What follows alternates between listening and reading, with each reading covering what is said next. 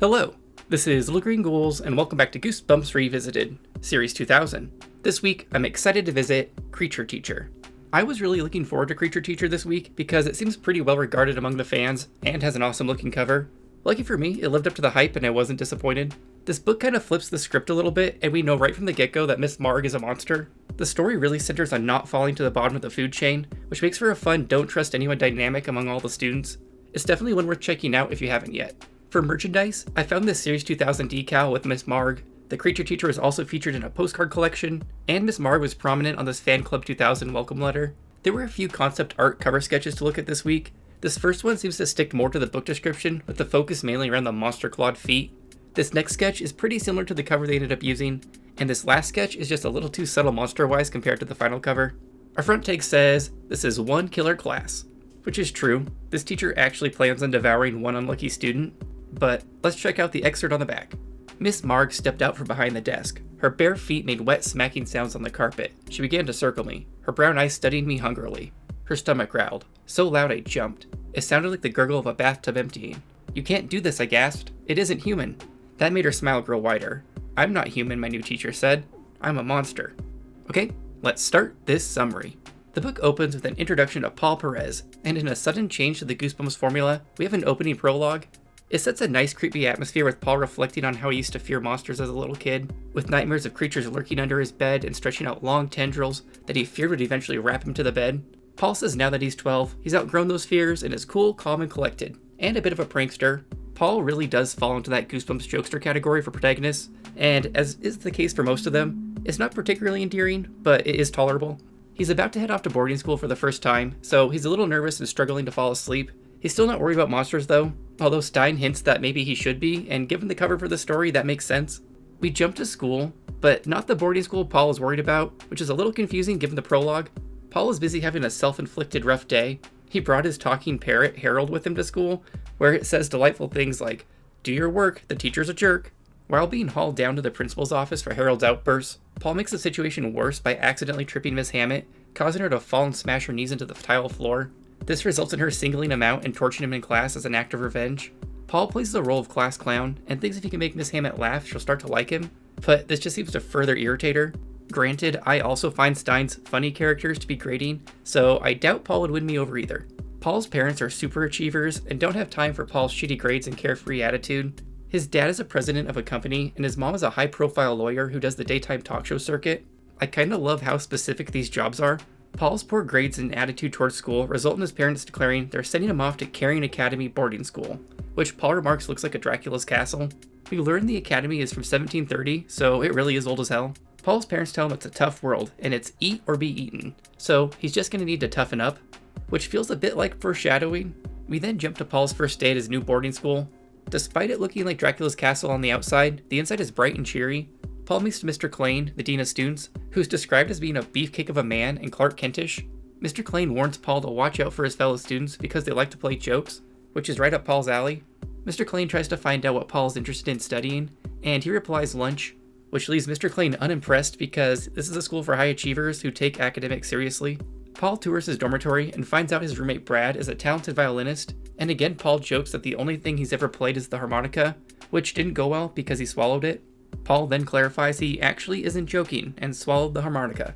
So old Paul is going to be a lot to handle in this story. Paul's parents eventually leave and he's left missing his parrot, so he does the only natural thing to do and starts mimicking his parrot in the hallway to himself. It catches two girls' attention, Molly and Celeste. They're supposed to show Paul around school, but instead they quickly pull him into an empty classroom and warn him to escape as soon as he can. Paul tries racing for his parents, but crashes into Mr. Klain, who instead hauls him off to Miss Marg's class. He eventually dismisses the incident to himself as the girl's just trying to prank him. In class, Molly and Celeste warn Paul that whatever you do, don't make Miss Marg angry, but given Paul's personality, this probably won't be possible for the boy. Before Miss Marg arrives, we learn there's an upcoming talent show, and Paul's classmates are all shocked to learn that he doesn't have a talent because everybody at Carrying Academy must have a talent to be admitted.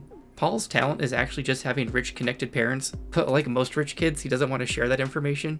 We then learn Molly and Brad both play violin, but Miss Marg says there can only be one of each talent in the show, so they're gonna have to audition, which both kids seem oddly scared about. Paul decides to lighten the mood and grabs a classroom dummy, like all classrooms have, just a human-sized doll laying around, and he begins dancing around the classroom with it, He is then shocked when not a single kid laughs at him because, according to Paul, this kind of performance would have gotten him cheers and applause at his old school. I really don't like obnoxious people like Paul, so I'm kind of loving the idea of the entire class just collectively shaming him for being an attention whore. Paul then trips and lands on top of the dummy just as Miss Marg walks into the classroom. All the other kids look terrified as Miss Marg beckons him over. He slowly walks over as she says, "Let me have a taste." Paul is sure he heard her wrong, but nope, she wants a literal taste. She pulls Paul over by the arm and reveals a fat pink cow tongue and licks Paul all the way from his wrist to his shoulder. This is definitely one of the bigger what the fuck moments I had while reading Goosebumps. Miss Marg says, "Tasty," and Paul starts to realize that this is a weird looking woman. She has the biggest head she's ever seen on a human, with a nest of brown hair on it, wet brown eyes like a cow, pale yellow chicken skin, flabby cheeks that segue past her neck, and her body is as wide as the doorway. The rest of the class is all trying to pretend nothing unusual is happening and are intensely focused on their books. Paul takes a seat and notices somebody has carved "Help Me" into the desk. He also notices Miss Marg is walking around the classroom with gigantic bare wet feet that make slapping sounds as she walks, and instead of toes she has long black claws. I'm kinda loving this description of Miss Marg. I like that she's mostly human overall, with a handful of bizarre features. It makes her more unsettling. Miss Marg notices Paul staring at her feet and snaps at him to stop. She then asks if anybody has informed him yet that she's a monster, which leaves Paul too stunned to speak.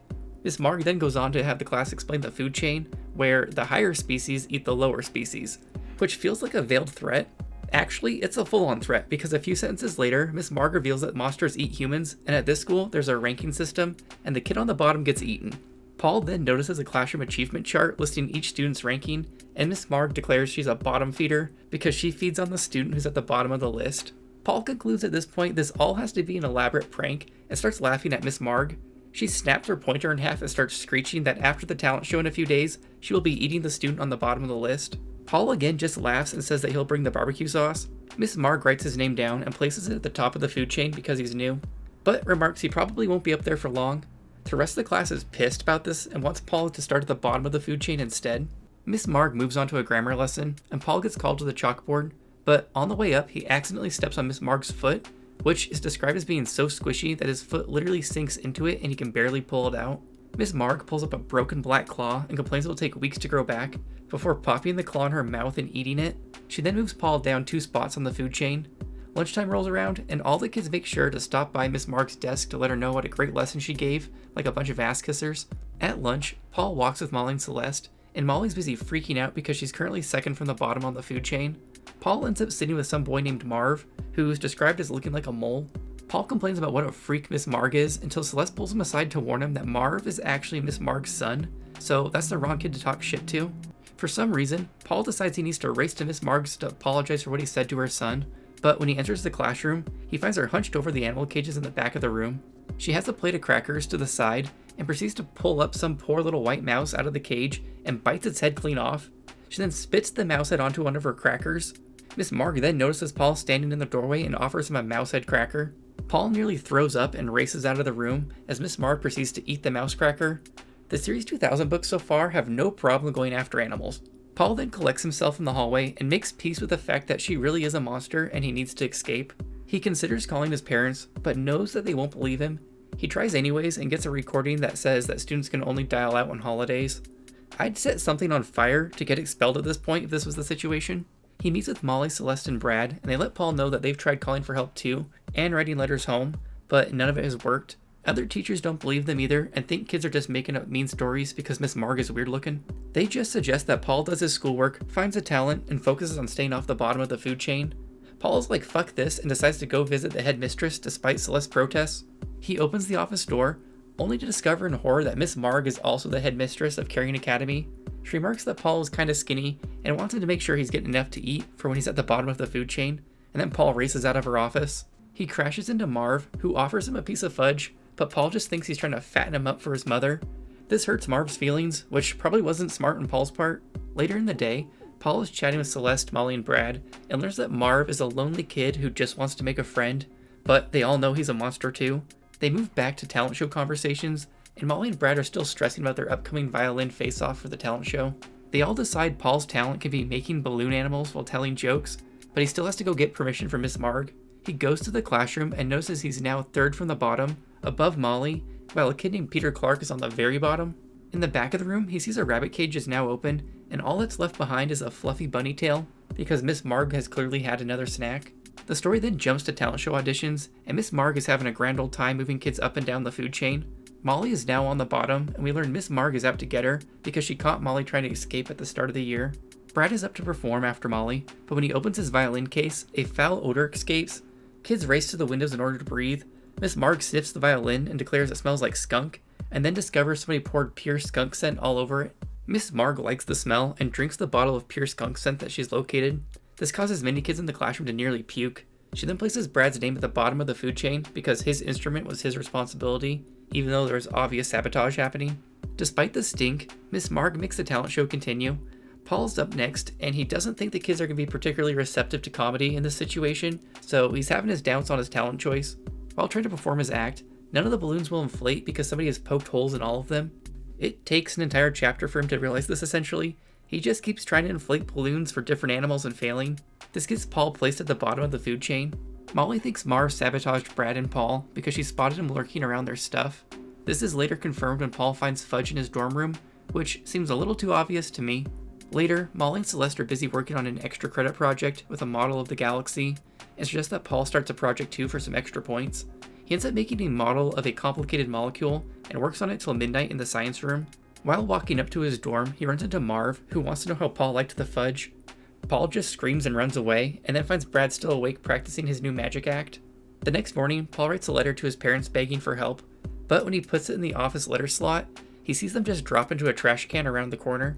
In class, Paul goes to show off his extra credit molecule project, but when Miss Marg opens the box, she's suddenly enraged. Paul peeks inside to see somebody has destroyed his project and arranges the stick and balls to say, "You ugly." Paul is now hopeless and concludes his only chance for survival is escape. He explores the school looking for a secret way out and ends up finding some doors to the outside near the cafeteria. He decides to wait until the next day to escape when he's more prepared. During breakfast the next day, he sneaks out the back door and into the pouring rain. It's raining so hard he can barely see, but he just keeps running towards the forest.